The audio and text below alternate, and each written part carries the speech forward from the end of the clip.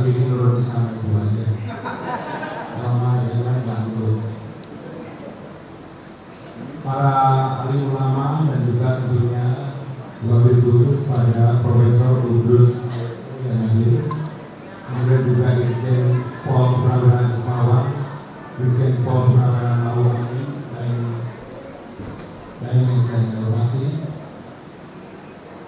Bapak Ibu saudara sekalian sebagai bangsa. Sebenarnya suara saya hari ini lagi nggak baik, lagi hampir hilang. Tapi saya takut banget kalau nggak datang ke mana-mana. Karena suara beliau ini biasanya lebih kecil daripada yang diperkirakan oleh siapa saja. Saudara-saudara sekalian, dalam kesempatan ini izinkan saya sebelum menyampaikan sesuatu, saya berpantun juga. Karena ketua panitia tadi pantunnya semua. Kroket kentang, kue talam. Dimakan sate sebelah bendungan. Saya datang untuk sawah pada Bang Sabri beserta seluruh undangan.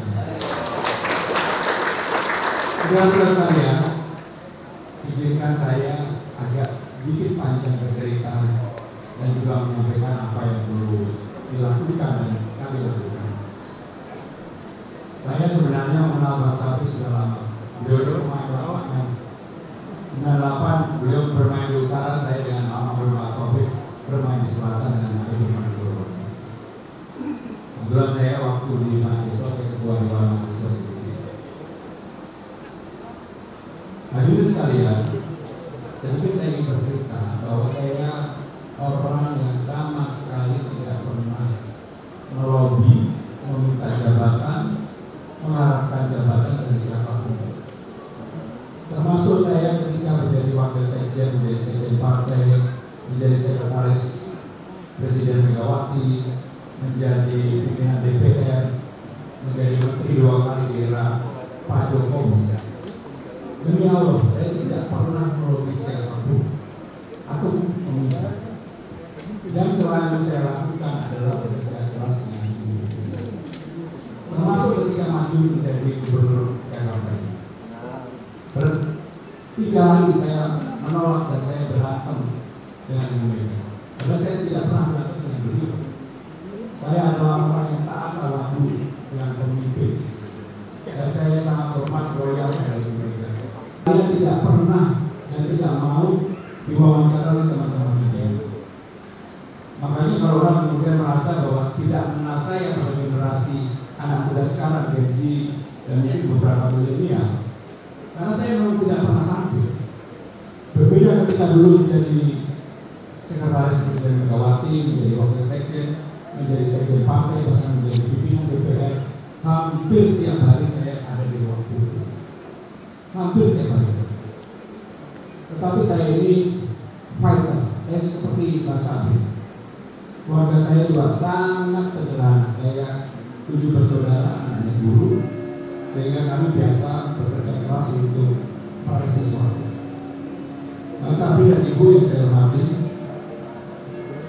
kenapa kemudian saya menerima ini? Saya lihat ini sebagai bagian dari amanah yang sudah tidak bisa saya hindari. Saya sudah menolak, saya mengatakan terbuka, saya tidak mau. Bahkan saya mengatakan udah Mbak, lebih putuskan siapa aja, mau Mas Anies, Ahok, ataupun Bang Ratno, saya bertanggung jawab untuk memenangkan. Beliau tetap meminta saya untuk maju, dan saya sudah mendaftar, saya maju. Begitu saya maju, begitu saya sudah mengikrarkan diri untuk maju, tidak ada kata mundur bersama. Dan saya selalu maka kalau dilihat, begitu saya maju adalah orang yang pertama kali mendaftar, orang yang pertama kali tes kesehatan, yang pertama kali menyampaikan program visi misi, yang pertama kali mengumumkan tim pemenangan calon pemimpin. Dan kemarin kami sudah rapat untuk memenangkan itu. Dengan demikian, semua orang sekarang menuduh kepada kami bahwa seakan-akan saya sudah mempersiapkan diri terlalu lama. Sebenarnya bukan itu. Saya terima dengan itu.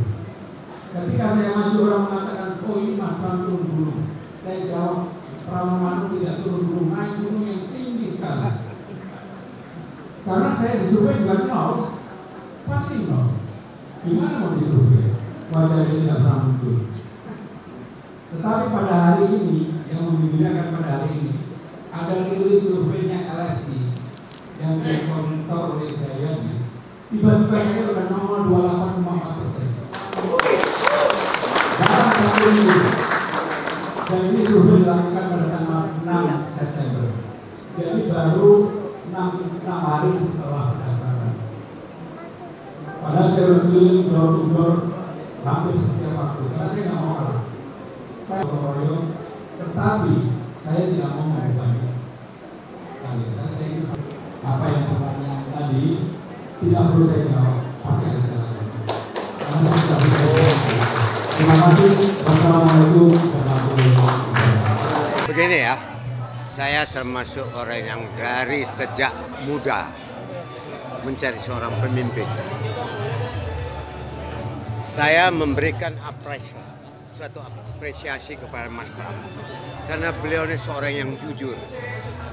Dan saya sekali lagi mengatakan tidak boleh kotak kosong. Ini kelemahan bangsa kita. Membenci tidak boleh. Mari kita bangun bangsa ini dengan pemimpin yang benar dan berakhlak. Mas Pram, tadi kan disampaikan juga tuh terkait dengan banyaknya KLM yang mondar-mandir di Jakarta Utara dan menyebabkan kecelakaan gitu. Nah, Mas Pram sendiri bisa berjanji nggak sih? Ya tentunya saya akan mempelajari secara lebih mendetail dan kemudian harus ada solusinya. Tidak bisa dari dulu tetap seperti ini. Harus ada penyelesaian dan saya berani untuk menyelesaikan itu. Mas Pram tadi minta menyampaikan hasil survei LSI itu, berarti Mas Pram tetap tidak mempermasalahkan hasil 20% itu? Kan saya memulai dari 0%. Baru seminggu belum ada sudah 28,4%. Artinya apa? Publik memberikan dukungan yang luar biasa. Saya sendiri memperkirakan saya mungkin masih belasan. Ternyata sudah 28,4%. Dan saya berterima kasih. Berarti apa yang saya lakukan dalam bersosialisasi ini diterima dengan baik oleh masyarakat. Itu ada strategi untuk mengerek elektabilitas nggak Mas Pram? Kan baru seminggu, ini masih 2 bulan lebih. Apalagi nanti belum kemudian debat dan sebagainya. Dan saya merasa yang paling utama adalah bagaimana setiap saya datang ke warga, terutama di grassroots, mereka itu memberikan dukungan dari mata-mata yang wajah dan sinar matanya yang benar-benar ingin memberikan dukungan dengan baik. Sehingga dengan demikian saya tambah optimis. Ini aja dengan baru seminggu udah 28,4. Saya yakin minggu depan akan beda lagi. Mas Pram, tadi kan Bang Sabri juga di sambutan nitip timnya dimasukin ke tim Mas Pram. Oh pasti kami masukkan. Pak Pram, tadi di survei LSI juga terlihat ada pengaruh kalau misalnya Pak Pram didukung oleh Pak Anies, apakah akan melakukan pendekatan secara khusus dengan Pak Anies? Jadi secara alamiah gagasan pikiran Mas Anies sebenarnya dengan saya tidak berbeda. Kita benar-benar berkeyakinan bahwa yang paling utama kita selesaikan itu kaum miskin kota, orang yang terpinggirkan, orang yang selama ini terzolimi, fasilitas lebih gampang, itu yang akan kami lakukan. Sehingga nggak beda apa yang diimpikan, dicita-citakan.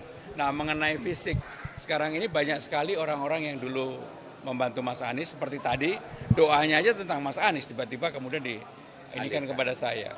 Itu kan bagian dari dinamika politik yang ada. Mas, tadi kan Mas Pram juga menyampaikan dalam sambutan terkait dengan narkoba ya Mas ya di Jakarta. Nah, saat ini kan di Jakarta kan banyak kampung-kampung narkoba. Kalau Mas Pram sendiri gimana nih? Makanya tindakan preventif itu harus ada. Kalau kemudian kita pasang CCTV di tiap RT RW, minimal ini menjadi tindakan preventif bagi orang yang mau menggunakan. Dan kalau ini kemudian kita bisa sambungkan dari rumah ke rumah, saya yakin juga akan mengurangi. Jadi apapun yang dilakukan untuk melakukan pencegahan itu perlu dilakukan.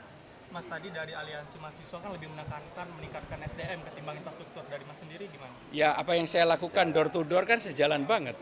Saya tidak bicara tentang hal yang bersifat fisik, tetapi lebih bersifat bagaimana membangun karakter, memperbaiki kesehatan, dan apa yang ada di masyarakat. Itulah yang akan kami selesaikan. Dari kecil-kecil yang ada di bawah. Ya. Mas Pram, tadi timnya Bang Sabri porsinya akan seperti apa nanti di timnya Mas Pram? Ya itu nanti tim dengan tim.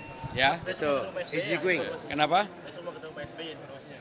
Ya pokoknya besok mau ketemu mantan gubernur dan ketemu tokoh ya. Makasih.